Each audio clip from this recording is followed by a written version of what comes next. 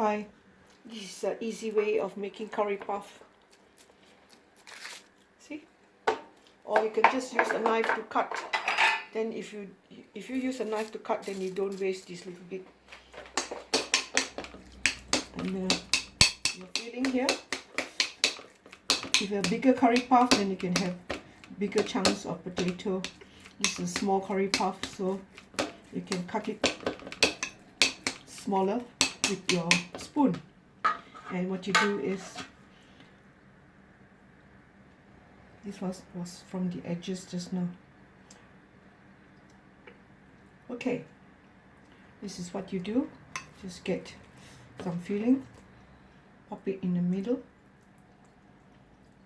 make sure it's right in the middle, and then you can even out a little bit and try and top it up as much as you can, and then fold it over like this and push it down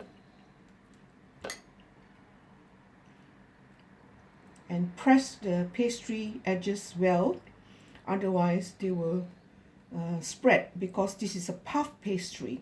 If it's short crust pastry, then it's very dense. This one is layered, you know. So once you have it like that, you can just crimp the edges. I'm making big crimp because it's puff pastry.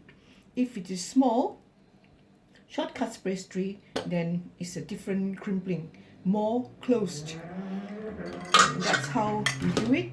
And you can brush with egg yolk on top and bake it.